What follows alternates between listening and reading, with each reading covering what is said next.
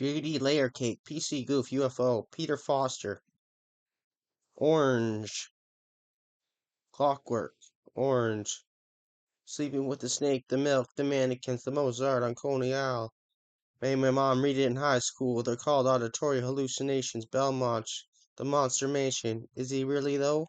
This is dating back to 2010, when there was no images on Google. Most were white or orange, and things like Bart Simpson from The Simpsons, Salem, Sir Johnson, and Albert Necro.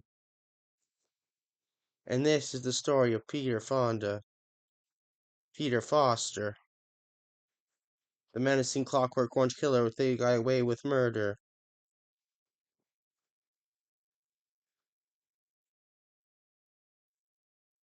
So it says, 30 years ago, Peter Foster walked into a police station and told his girlfriend that he died next to him in bed. The court heard a postmortem and failed to determine if her death was due to natural causes. Despite this, Foster was released by police without questioning. It was the moment Foster thought he got away with murder. The 13 later he killed again. This time he wouldn't get away with it. The full extent of his terrifying crimes would be revealed. He dubbed the Clockwork Orange Killer due to his obsession with Stanley Kubrick's controversial film. The now 63-year-old male would dress up like Malcolm McDowell's violent character Alex or The Simpsons, complete with a bowler hat, braces, and a fake eyelash under his right eye. His demeanor was increasingly menacing when he would get them to tune into the film. A look back at Burlington's Clockwork Orange Killer, pictured killer Peter Foster. Foster's horrific physical and mental torture of his wife's girlfriend left him scarred for life. However, they were the lucky ones. Baby rushed to the hospital with head lives of Van hits them. Linda Grimm and Linda Wardhell never had the chance to brutally murder them in Burlington. Stamped partner to death. It all begun to unravel Foster when Mrs. Wardhell, 25, was found dead at the couple's flat in Albino Terrace on December 11, 2002. She earlier phoned NHS to complain about several severe stomach pains. She later refused to call to take her an ambulance to her home, and a male voice could be heard in the background. "You want to get us in trouble?" Mrs. Wardhill was visited by a doctor and given a pain-killing injection, but Mrs. Foster called an ambulance later that day saying Mrs. Wardhill she's not breathing. By the time ambulance crew arrived, she had already been found dead at least 3 or 4 hours. Postmortem concluded she died from ruptured bowel, which must have been caused by a very forceful blow to abdomen, such as very forceful stab. Foster was arrested on suspicion of murder, and police began reinvestigating the death of Mrs. Grimm, 38, in July 1989. She died in the bed shared with Mr. Foster after her kidney was ruptured, causing substantial internal bleeding. Mrs. Grimm was cremated, but police reopened the case after Mrs. Foster was arrested following Mrs. Wardhill's death. The initial postmortem was reviewed and was forcibly concluded the kidney rupture had been caused by forceful contact with the area. Ms. Foster was then charged with the murder of Mrs. Grimm. The Burlington man also faced several other charges, including assault, kidnapping, and wounding against 4 women he had a relationship with dating back to 1974. Foster killed Mrs. Wardhill by stabbing her abdomen and rupturing her bowel, while it turned out Grimm to be beaten to death with a guitar which burst her kidneys. And I'll play some rock and roll. Former partner speaks to horrific abuse. His terrific nature was revealed by his previous partners. He was very aggressive, very strange. One former partner who he had stabbed with sharpened umbrella said his eyes would change when he had a menacing look. Often when the music Clockwork Orange was playing, the aggression would start. The killer would loftily sit in front of a mirror in the dark, reciting the Lord's Prayer backwards. Others who escaped Foster's wicked violence, revealing strictly and similar patterns of abuse. The killer told a former partner that she would escape from a psychotic power. She was a teenager when she first met Foster in a Burlington club in 1980. Between months, she had moved to a flat unaware her friend would clutches earlier in the week. Very on Peter began to determine the confidence by saying that her body is gone, saying it was all flabby and that I was unattractive. The woman said. He said no one would ever meet me after him.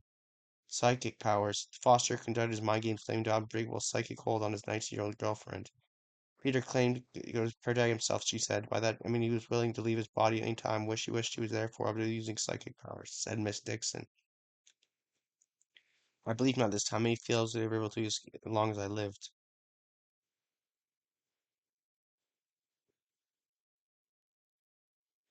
Former partner said Foster regularly spoke to her in Latin, claiming to be possessed by an ancient priest. Quite early in our relationship, he said he experienced possession, she said.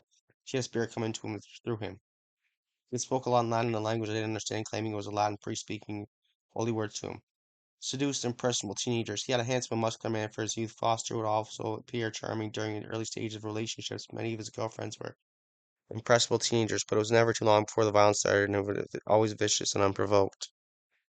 Beatings Foster admitted were so severe all his victims were too scared of repercussions and spoke out. All former girlfriends left their personal belongings in there desperate to escape. Alcoholic Foster, who would drown bottles of sherry and eat whiskey single day, complained of suffering agnophobia. I don't know what that means.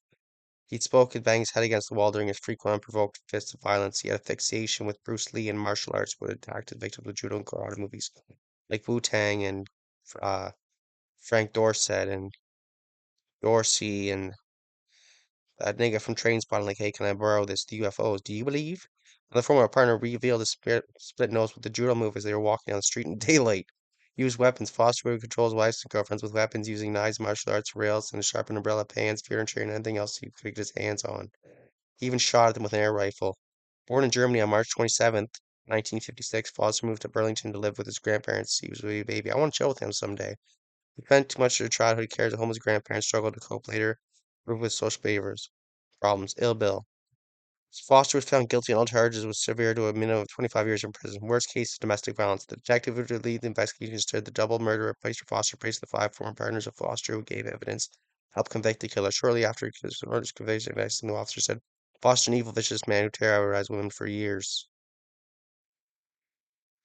The answer to the police questions when reasoning against some of the women he abused come to court give evidence against him. Sounds like Michael Haima. This is the worst case of groundless domestic violence I ever seen dealt with. In 1999, they began the wrongful findings of the pathologist Foster that he had linked away with murder.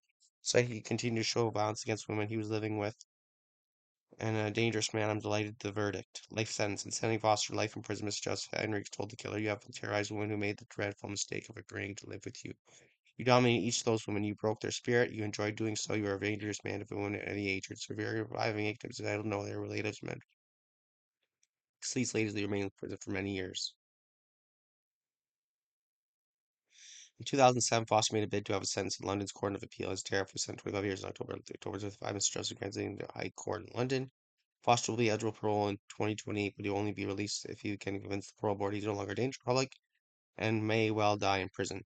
When and if freed, he will remain a potential life license and made face to recall prison at any time if he puts out a line. The lawyer challenged 25 sold to the Droogs.